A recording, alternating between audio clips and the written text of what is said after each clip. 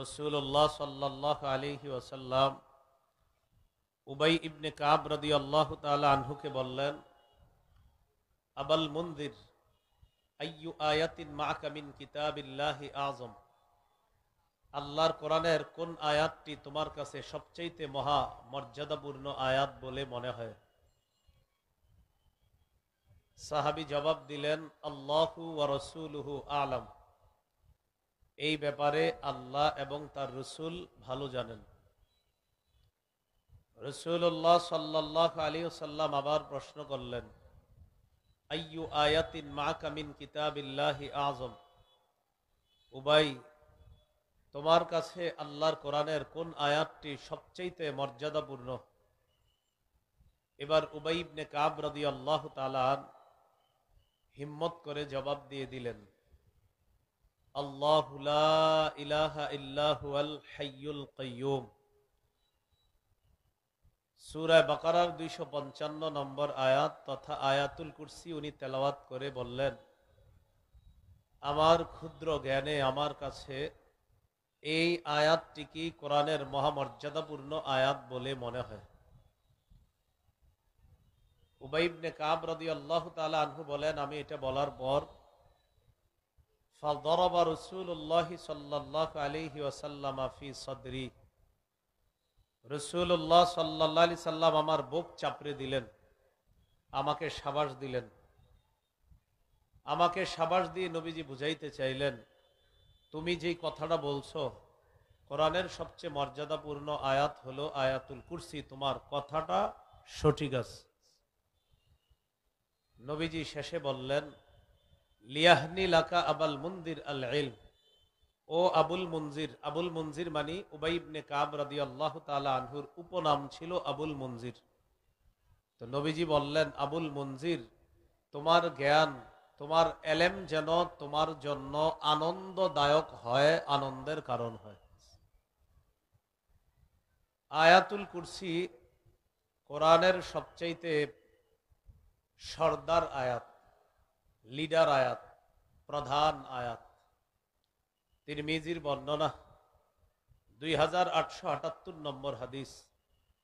এই হাদিসের বর্ণনাকারী আবু হুরায়রা রাদিয়াল্লাহু তাআলা তিনি বলেন, قال رسول الله صلى الله عليه وسلم لكل شيء سنام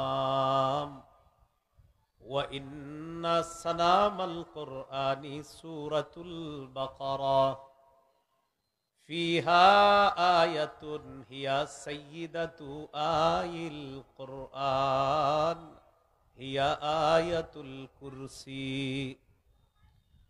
রাসূলুল্লাহ সাল্লাল্লাহু আলাইহি সাল্লাম বলেন, প্রত্যেকটি জিনিসের একটি চূড়ান্ত শাখা আছে, সর্বোচ্চ একটি চূড়া আছে, শাখা আছে।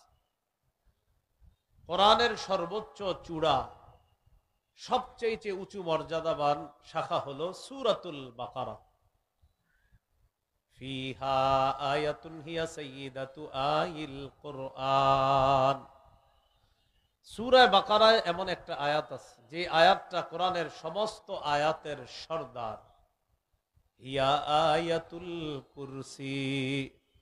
রাসূলুল্লাহ সাল্লাল্লাহু আলাইহি সাল্লাম বলেন, এই আয়াতটি হলো আয়াতুল কুরসি।